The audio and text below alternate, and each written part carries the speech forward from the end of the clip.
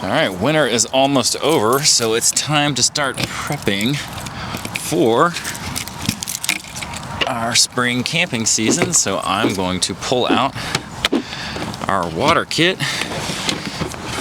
go through it, check to make sure we have everything we need to hook up for water, and go over a little bit on how we hook up to water.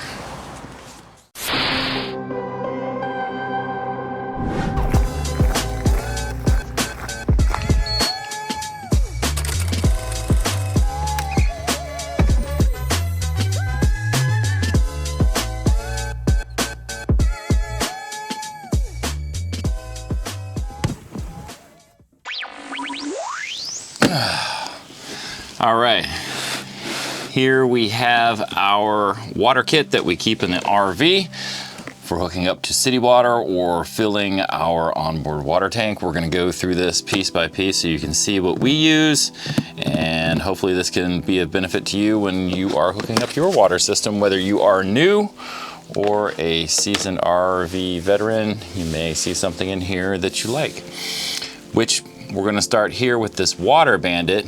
Now, if you show up to a site and the threads are ruined on the water post, your water source, this provides a sleeve that will slide over bad threads so that you can still hook up water.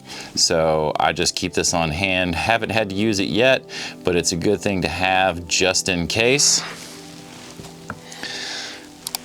You're also going to want a water filter to filter that water from the campground that you are staying at.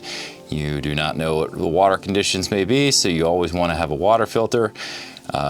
We actually probably need to order a new one. I would suggest have one on board for use and then one backup in case it goes bad or you need to replace it. And always want to make sure that you follow the water flow on the water filter that you get so that the water is going in the correct direction. All right, now let's start kind of with, let's see what we got in here. Hookups. A lot of times we will use this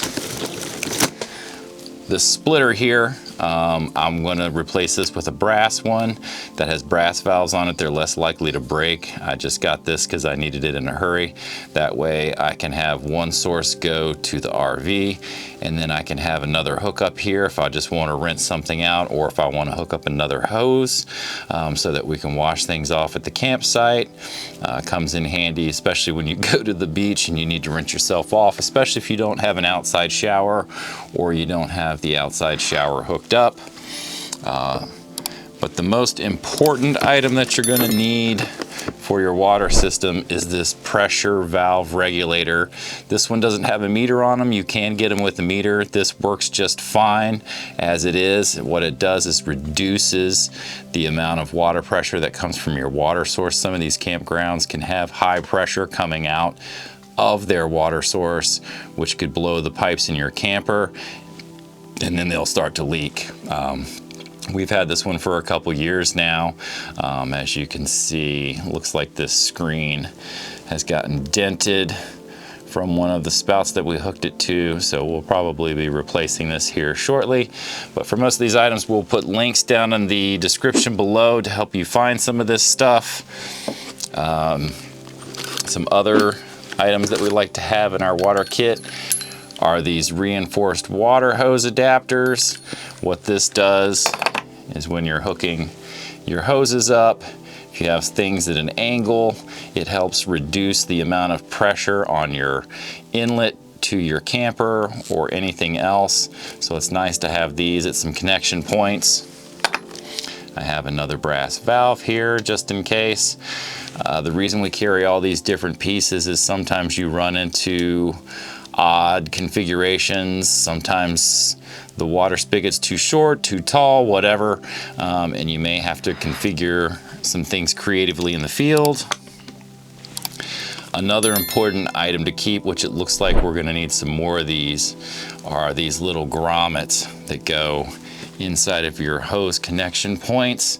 We only have one left, so that means we have used some. So those are usually in here to make sure that you get a secure watertight connection.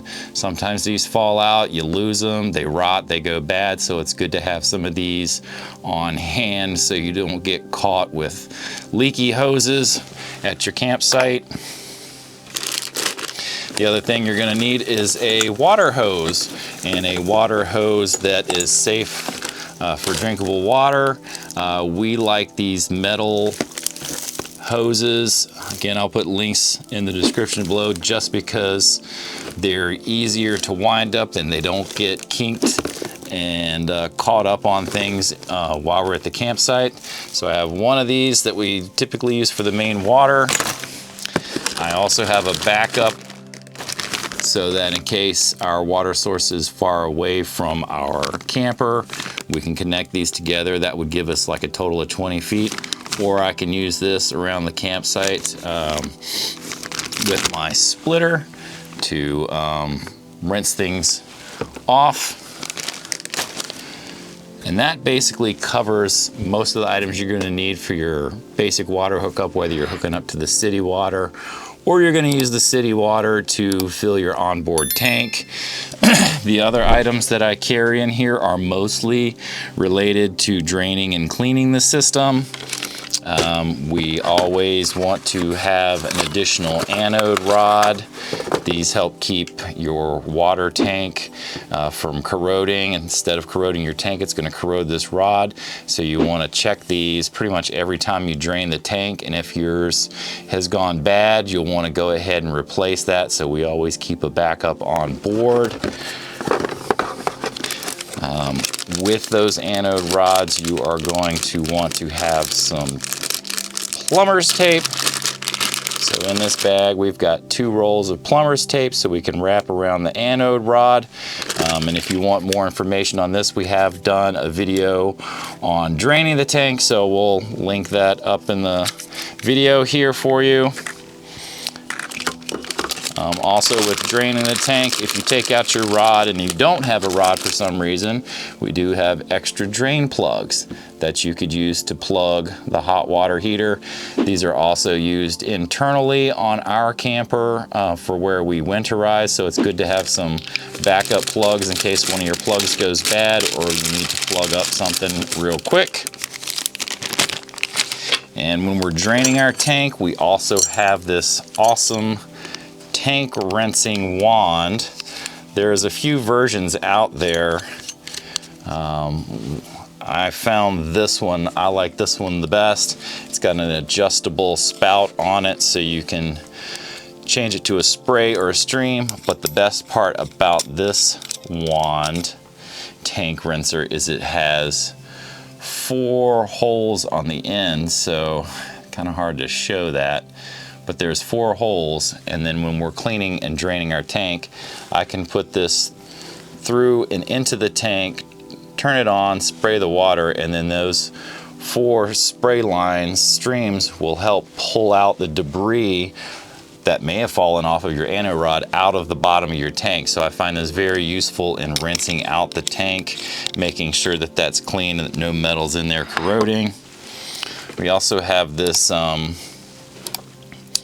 plug nozzle that we use. You can hook this up to your air compressor. So if you're draining out all the water in your tank, you hook this to an air compressor, hook this to the input on your lines, and then you can blow the water out of your lines. You can use this to blow the water out if you just want to get it out of the system, but we also do this before we winterize. We also have a video on winterizing your RV or our RV. If you want to watch that, we'll put a link in the video above. But this is handy to have when you're using this and blowing the air through your system. You don't want to put a lot of high pressure in. We essentially use a tire pump and set that at 25 to 30 psi. The other thing that we have in here for water is a funnel. So when we are sanitizing and rinsing out our tank, this allows us to put a sanitation deodorizing fluid into the tank when we're cleaning that out and cleaning out our lines. And You can either use a sanitizing solution or you can do bleach. There's a lot of articles out there on different ways to do that. Everybody kind of does it a little bit different, but that is something you probably want to do at least once a season. A couple things to note is that we do not typically drink the water out of our camper. We bring our own separate water. Even though we do sanitize the lines, that's kind of standard practice for most people, just because you can't really ensure that those lines are 100% clean. To each their own. Some people do drink it out of their tank or the city water. It's personal preference. But those are the basic items that we keep in our water kit. So far, it's worked out rather well for us, and things seem very versatile. We've been able to do hookups when we've got short spouts and so on and so forth. And then in this video, we're going to get into a little bit more about how you actually hook up to the water sources. Onward. And here's the access panel for our water inlets. The first inlet is the inlet for our fresh water tank that is on board our Intech Sol Dawn. And here is the inlet for the city water hookup, which we'll start with first. First, I'm gonna put on my little splitter. Sometimes I like to run an additional hose and get that on nice and tight. Now I've got my water pressure regulator, and I'll put this on the supply line that will go to the camper. That will regulate the pressure going into the hose and into the camper.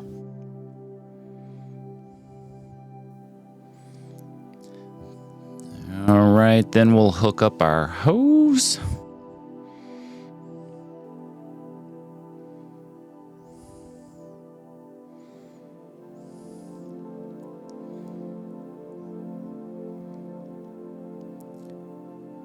And now we're going to go hook up the supply line to the camper.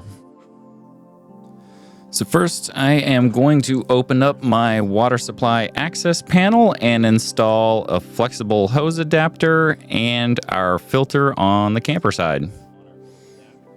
So I'm going to screw on my flex hose adapter to the inline filter, and then I'm going to attach that to the city water inlet on the camper. You just want to make sure you get that on tight. Then I'm just going to attach the other end of our supply line to the back end of the water filter.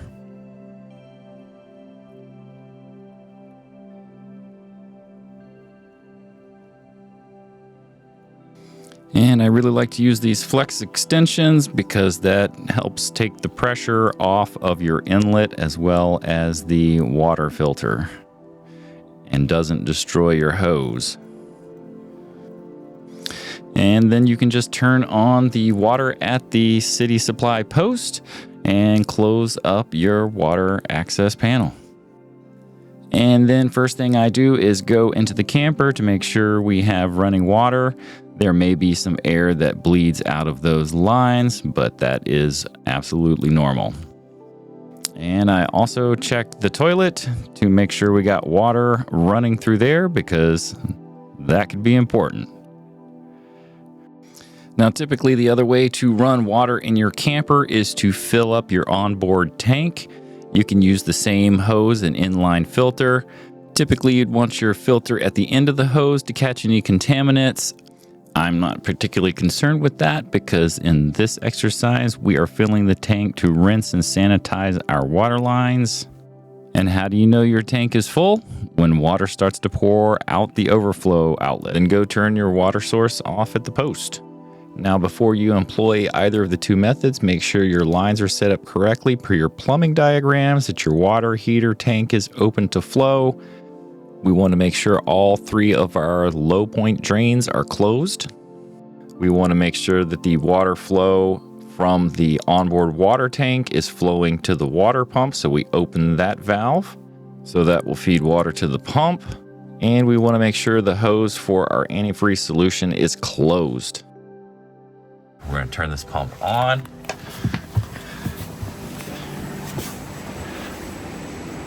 Pump is on. Water's coming out. Hey, I hope this has been helpful to you. If so, please like, subscribe, and share to others that may find this information helpful to them, particularly if you're a newbie into RVing as we were a few years ago. There were a lot of things we didn't know about. Just to summarize, make sure you always use a potable drinking water hose when you're hooking up for your water. Use a pressure regulator valve on your water supply so you don't blow your pipes. You may want to flush your system before you hook up water and sanitize the system. Make sure you use an inline water filter. And when you turn on that water, turn it on slowly, and as soon as you do, go inside and check and listen for leaks. Make sure you always keep a spare hose and extra fittings.